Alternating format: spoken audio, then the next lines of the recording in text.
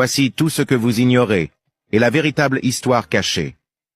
De ce jeune homme qui s'appelle Ibrahim Traoré, il vient du Burkina Faso. Né le 14 mars 1988, dans un village du Burkina Faso, qui s'appelle Bondokouyi, il a simplement 35 ans. Il a fait ses études scolaires au lycée mixte d'Akartville à Bobo-Dioulasso, et il fréquentait l'université de Ouagadougou, qui se trouve dans la capitale du Burkina Faso, où il a étudié la géologie. Pour ceux qui n'ont aucune idée, la géologie est la science de la Terre, la science qui permet d'étudier les sous-sols, etc. Depuis l'université, il avait des penchants pour le socialisme, l'un des systèmes les plus détestés des Américains. Depuis son jeune âge, il avait déjà fait son choix, le choix de ne plus s'engager avec les pays occidentaux qui font partie du système capitaliste. À l'université de Ouagadougou, il y avait l'association ANB, qui était l'Association nationale des étudiants du Burkina. Ibrahim Traoré était devenu président de l'association. Étant donné qu'il aimait toujours le régime socialiste, il lisait beaucoup pour mieux comprendre comment celui-ci fonctionne. C'est quelqu'un qui s'était investi pleinement dans son parcours académique. Après avoir terminé ses études à l'université, en 2010, il a intégré l'Académie militaire Georges Namoano, AMGN, une école qui forme des officiers au Burkina Faso. Après la formation, il est sorti vice-major, et sans tarder, il a obtenu le grade de sous-lieutenant en 2012. Environ 2 ans plus tard, il avait déjà obtenu un autre grade, celui de lieutenant. Ensuite, en 2020, il a grimpé les échelons pour atteindre le grade de capitaine.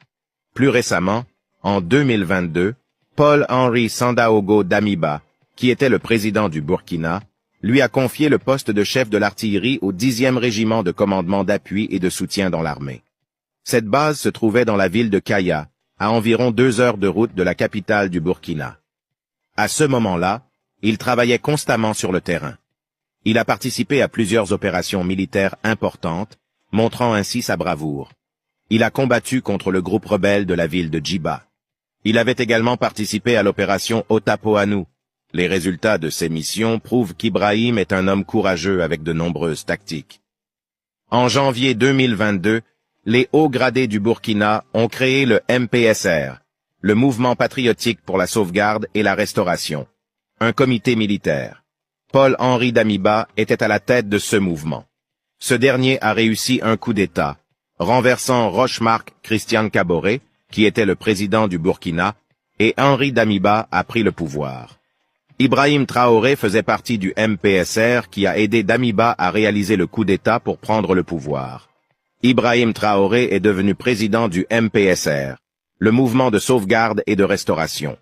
Pendant que Damiba était au pouvoir, Traoré avait l'impression que rien ne se passait comme prévu. Il s'est tourné vers Damiba pour discuter des graves situations qui évoluaient au Burkina, surtout dans les zones où il y avait des rebelles. Sans succès, Damiba ne semblait pas se soucier d'Ibrahim, même après qu'il lui ait présenté une situation grave qui évoluait à la frontière du Mali et du Niger, où les rebelles s'installaient presque partout. Le président n'a rien fait, comme si cela ne le concernait pas. Le 30 septembre 2022, le MPSR, dirigé par Traoré, a de nouveau frappé en renversant Amiba par un coup d'État et en prenant le contrôle du pouvoir. Le 21 octobre 2022, un conseil constitutionnel a déclaré Ibrahim Traoré président de transition du Burkina Faso. Il a prêté serment devant le peuple de respecter, faire respecter et défendre la constitution de la transition ainsi que les lois. Il a promis de mettre tout en œuvre pour garantir la justice à tous les habitants du Burkina Faso. Ainsi, Ibrahim est devenu le plus jeune chef d'État non seulement du Burkina, mais aussi du monde entier. La raison des murmures récents concerne la direction qu'Ibrahim prend. Depuis son plus jeune âge, il détestait le régime capitaliste et ne tolérait pas la manière dont les États-Unis traitaient leurs relations avec certains pays. En prenant le pouvoir, il s'est tourné vers la Russie, la Turquie et la Corée du Nord. Il a reçu des drones tactiques Bayraktar TB de la Turquie. Il souhaite s'éloigner de la France en donnant 5 jours à un groupe de soldats français basés au Burkina pour qu'ils quittent le pays.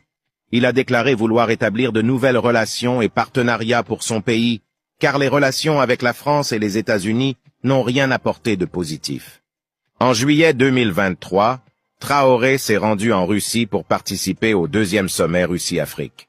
L'accueil de Poutine a été chaleureux et il a exposé à Poutine les préoccupations et les besoins du Burkina Faso. Les médias ont commencé à parler de lui pour sa maîtrise de la communication et sa bravoure. À son retour de Russie, les rues du Burkina étaient remplies de gens, ravis qu'Ibrahim ait eu le courage de discuter des vrais problèmes et d'annoncer des changements pour le pays qui a souffert pendant de nombreuses années. La particularité de ce qui se passe est que la jeunesse du pays, composée à 70% de la population, soutient Ibrahim et voit en lui un second Thomas Sankara. Maintenant, la grande question est, n'y aura-t-il pas de piège? Car un pays comme la France, en apprenant la fin de toutes les relations avec lui après tout, ce temps de profit et de pillage, on ne sait pas vraiment ce qui pourrait arriver. Entre-temps, les choses commencent à tourner.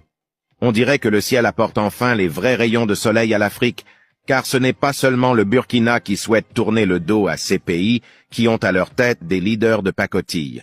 Abonnez-vous à la chaîne pour des mises à jour sur le sujet, ou si vous aimez ce genre de contenu. Laissez un j'aime pour soutenir le travail et donnez-nous votre avis en commentaire. À très bientôt.